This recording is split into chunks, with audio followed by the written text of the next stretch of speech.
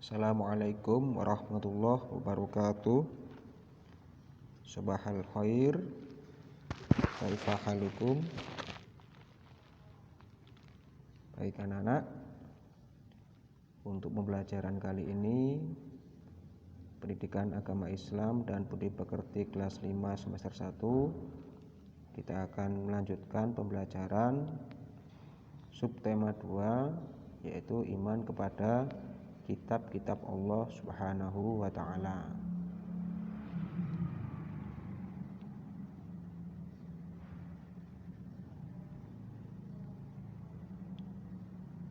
Kita awali dengan pengertian kitab suci terlebih dahulu. Kitab suci adalah kumpulan wahyu atau firman Allah Subhanahu wa ta'ala yang diturunkan kepada Rasulnya atau utusannya. Beriman kepada kitab suci berarti meyakini kebenaran isi dari kitab suci yang merupakan perintah dan larangan Allah bagi hambanya.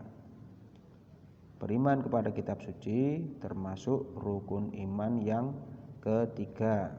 Jadi setelah beriman kepada malaikat-malaikat Allah, kemudian rukun iman yang ketiga adalah iman kepada kitab-kitab suci Allah.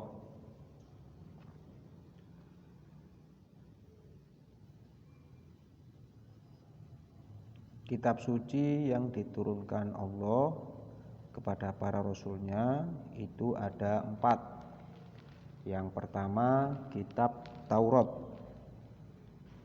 Kitab Taurat adalah kitab yang diturunkan kepada Nabi Musa alaihissalam kurang lebih pada abad 12 sebelum Masehi di daerah Israel dan Mesir.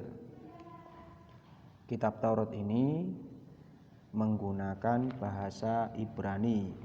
Jadi bahasa dari kitab Taurat itu adalah bahasa Ibrani.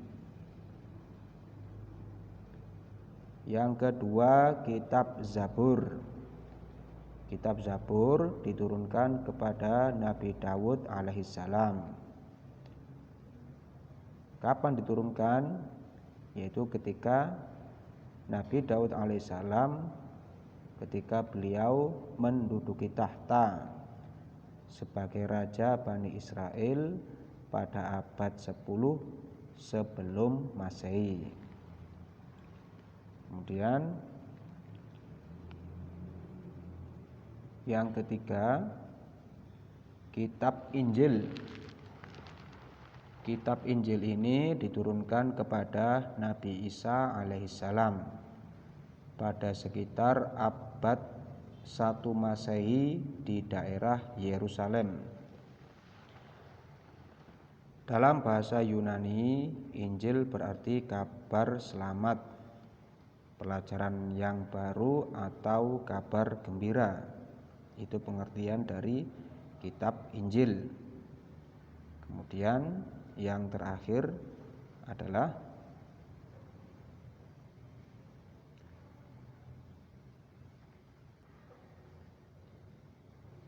Al-Quran. Jadi kitab suci Allah yang terakhir adalah Al-Quran.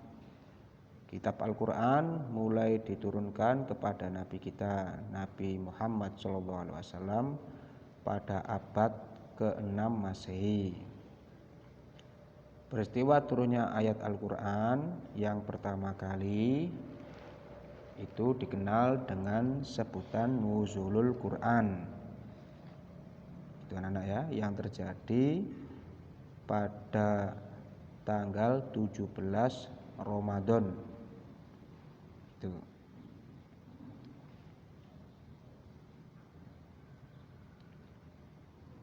Kitab suci Al-Quran atau ayat yang pertama kali yang turun dari kitab suci Al-Quran itu terjadi ketika beliau Kanjeng Nabi Muhammad SAW itu kholwat atau menyendiri di Gua Hiro. Gua Hiro itu lokasinya di kota Mekah. Turunnya Al-Quran menandai awal diangkatnya Muhammad SAW sebagai Rasulullah atau utusan Allah ketika beliau itu genap berusia 40 tahun. Ayat yang pertama yang diturunkan oleh Allah kepada Nabi Muhammad SAW melalui perantara malaikat Jibril adalah surat Al-Alaq, bukan Al-Falaq ya, tapi Al-Alaq. Al-Alaq itu bunyinya seperti ini. A'udzu billahi minasyaitonir rajim. Bismillahirrahmanirrahim.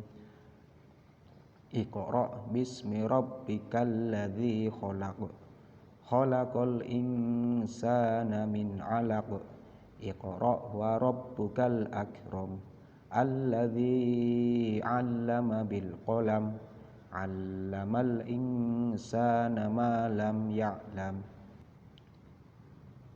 Al-Quran itu jumlahnya semuanya terdiri dari 114 surat, terbagi dalam 30 juz, dan jumlah ayatnya itu sebanyak 6.666 ayat. Al-Quran diturunkan mulai ayat pertama sampai dengan ayat terakhir itu dalam kurun waktu kurang lebih selama 23 tahun atau lengkapnya selama 22 tahun 2 bulan dan 22 hari. Fungsi dari Al-Quran adalah menyempurnakan seluruh hukum-hukum Allah Subhanahu wa ta'ala yang terdapat dalam kitab-kitab yang diturunkan sebelumnya. Jadi intinya Al-Quran adalah fungsinya sebagai penyempurna kitab-kitab terdahulu.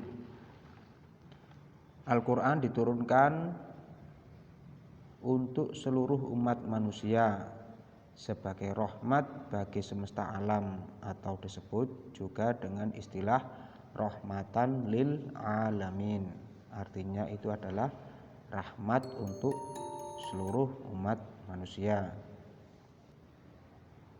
Kitab Allah secara garis besar itu isinya adalah petunjuk dalam kehidupan. Secara umum itu berisi tentang ajaran terpuji kepada Sang Pencipta atau Allah Subhanahu wa ta'ala. Seperti bisa kamu lihat gambar tersebut, itu salah satu bentuk ajaran terpuji kepada Sang Pencipta Allah Subhanahu wa ta'ala adalah dengan cara melaksanakan ibadah sholat, kemudian berzikir, kemudian rajin berdoa kepada Allah Subhanahu wa ta'ala. Yang kedua, mengajarkan tentang ajaran terpuji kepada sesama manusia. Jadi seperti gambar ilustrasi tersebut, itu menggambarkan yang pertama ada 2 orang anak yang saling bersalaman sesama teman. Kemudian gambar yang kedua itu gambar saling tolong menolong yang diilustrasikan dengan ada seorang temannya yang jatuh, kemudian teman yang lain itu berusaha untuk membantunya. Yang ketiga yaitu berisi tentang ajaran terpuji kepada seluruh makhluk selain manusia. Bisa digambarkan di sini seperti terpuji kepada makhluk lain seperti hewan dan tumbuhan. Di situ diilustrasikan ada seorang bapak-bapak itu sedang memberikan makan kepada ayam di halaman rumahnya. Kemudian ada seorang anak perempuan itu sedang merawat tanaman yang ada di halaman rumah. Itu salah satu contoh atau salah satu ilustrasi bentuk terhadap kepedulian atau sifat terpuji kepada makhluk selain manusia. Digambarkan di situ seperti hewan dan tumbuhan. Kemudian yang terakhir yaitu ajaran terpuji kepada diri sendiri. Jadi Al-Quran itu berisi tentang ajaran agar kita bisa terpuji, bersikap baik terhadap diri kita sendiri. Itu anak-anak ya. Di situ diilustrasikan ada anak yang berusaha untuk menjaga kesehatan dirinya dengan cara memotong kuku. Kemudian ada anak yang menjaga kebersihan dan kerapian dari tubuhnya. Seperti itu digambarkan dengan anak bercermin, begitu anak-anak ya. Baik anak-anak, baru lanjutkan. Karena Al-Quran memiliki banyak fungsi, maka Al-Quran juga memiliki banyak nama anak-anak ya. Yang pertama, Al-Quran itu memiliki nama Az-Zikir, yang artinya peringatan. Yang kedua, Al-Bayan, artinya penjelasan. Yang ketiga, An-Nur, artinya adalah cahaya. Yang keempat adalah Al-Huda, atau petunjuk. Yang kelima Al-Furqan, yang artinya pembeda. Pembeda maksudnya di sini adalah yang membedakan antara yang benar dan yang salah, itu ya. Maksudnya Al-Furqan. Kemudian Asy-Syifa. Asy-Syifa itu artinya adalah obat. Dan yang terakhir adalah Al-Mau'idhah, artinya nasihat. Itu adalah beberapa nama lain dari Al-Quran. Demikian pembelajaran tentang iman kepada kitab-kitab Allah. Semoga bisa menjadi ilmu yang bermanfaat. Baik, mengakhiri, mohon maaf kalau ada kesalahan. Assalamualaikum warahmatullahi wabarakatuh.